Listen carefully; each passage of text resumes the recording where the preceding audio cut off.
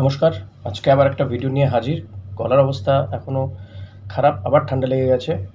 যেমনটা খারাপ আইএসএলে, কখনো মনে হয় যে হবে হবে, কখনো মনে হয় হবেই না।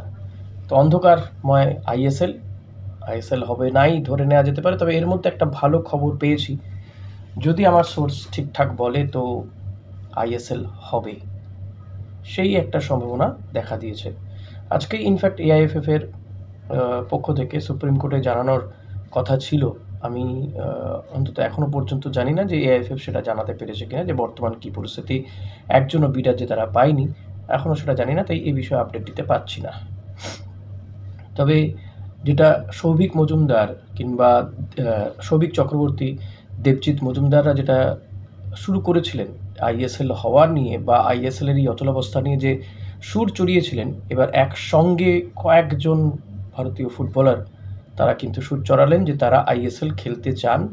যত দ্রুত সম্ভব আইএসএল চালু করতে হবে। সোশ্যাল মিডিয়াতে তারা খোলা চিঠি দিয়েছেন, যার মধ্যে রয়েছেন শুভাশিস, সুনীল ছেত্রী, প্রণয় হালদার সহ একাধিক ভারতীয় এবং বাঙালি ফুটবলার প্রচুর রয়েছেন, যে তারা আর তর সইছে না, তারা ফুটবল খেলতে চাইছেন, আইএসএল খেলতে চাইছেন। ফলত ক্রমাগত চাপ বাড়ছে কল্যাণ চৌবের ওপর। এটা নিয়ে আর কোনো দ্বিমত নেই।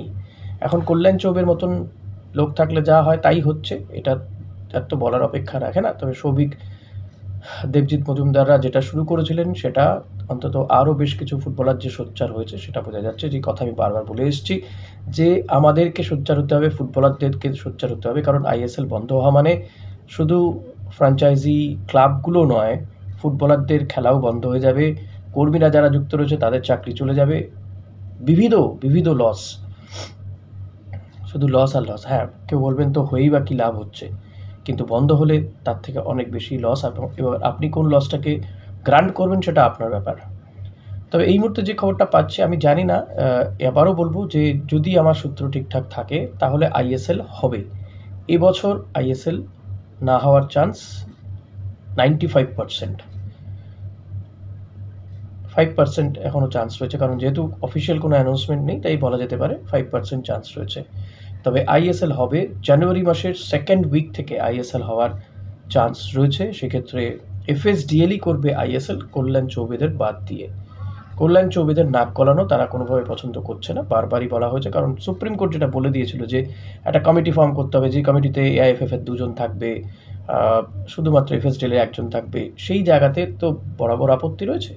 তো এখন কল্যাণ চৌবেদের কাছে আর কোনো রাস্তা নেই, এফএসডিএল এর কাছে যেতে হবে, দুয়ারে যেতেই হবে।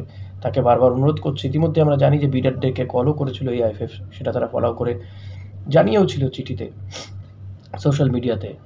তো এবার যেটা জানা যাচ্ছে যে জানুয়ারি মাসের সেকেন্ড উইকে হয়তো আইএসএল হতে পারে, এরকম একটা চান্স বা এরকম একটা কথা শোনা যাচ্ছে।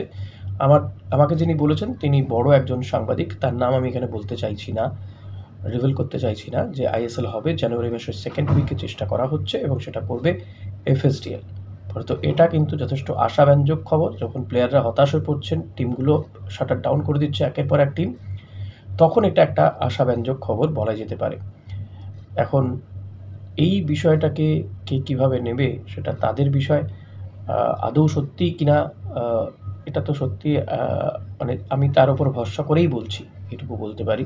তিনি বড় একজন সাংবাদিক। এখন হওয়া না হওয়াটা তো অনেক কিছুর উপরে ডিপেন্ড করছে, তবে এটা একটা ভালো দিক যে অন্তত হবে, জানুয়ারি মাসে হবে।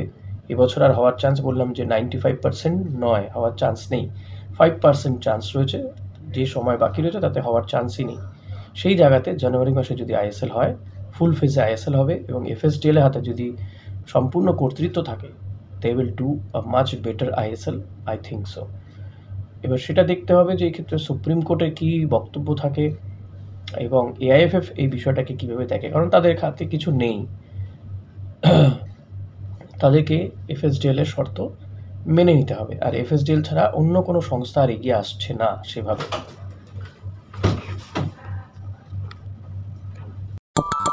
Audio